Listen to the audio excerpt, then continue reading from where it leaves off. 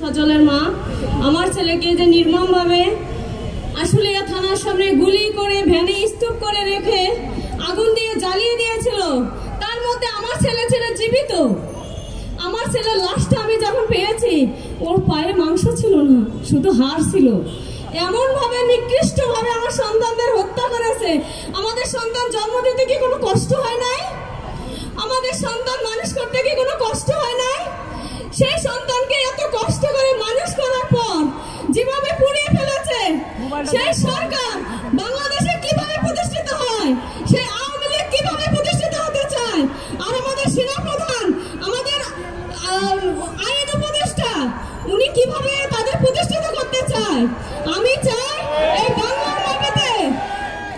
বাংলার মাটিতে আমার বিচার, ছেলের বিচার চাইতে হলে পুরো প্রশাসন বিভাগ, বিচার বিভাগ, সেনাবাহিনী প্রধানকে পরিবর্তন করে তারপর বিচার নিশ্চিত করতে হবে।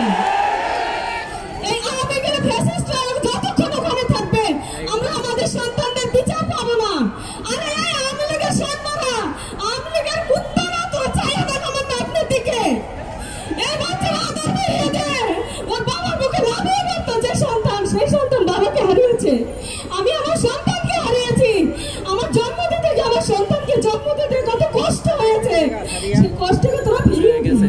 আমার সন্তানকে ফিরিয়ে দে, আমার নাতনির বাবাকে ফিরিয়ে দে, তারপর তোরা বাংলার মাটিতে এই আওয়ামী লীগকে প্রতিষ্ঠা কর। আমি কিছু বলবো না। তোরা যদি তা না পারিস, তাহলে আজকেই এই সজলের মন বক্তব্য দেওয়ার পরে তোমরা এই আওয়ামী লীগকে নিবন্ধন বাতিল করতে হবে। আমি এখান থেকে বের হওয়ার পরে আওয়ামী লীগকে নিষিদ্ধ করতে হবে।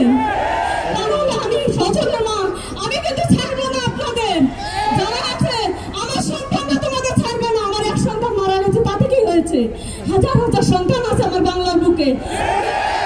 তোদের টেনে হিসেবে আনবে, তোরা চিন্তা করিস না।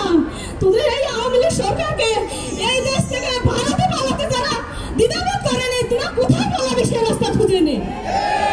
তোরা এমন কিছু করিস না।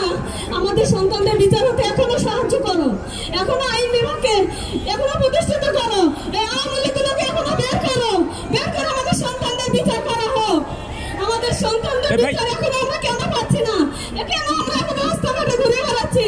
আমাদের কেন ঘুরতে হবে? আমাদের যারা বাংলাদেশে স্বাধীন করে তোমাদের এই চেয়ারে বসিয়ে দিয়ে গেছেন, তোমাদের কি কোনো হুঁশ নেই যে মাগুলোকে একবার ডাকি, তাদের আমরা বিচারের জন্য সবগুলো মাকে ডাকি? কেন এখনো বলা হলো না? আমরা চাই এখনো আমাদেরকে ডেকে সঠিকভাবে বিচার কার্য পরিচালনা করা হোক।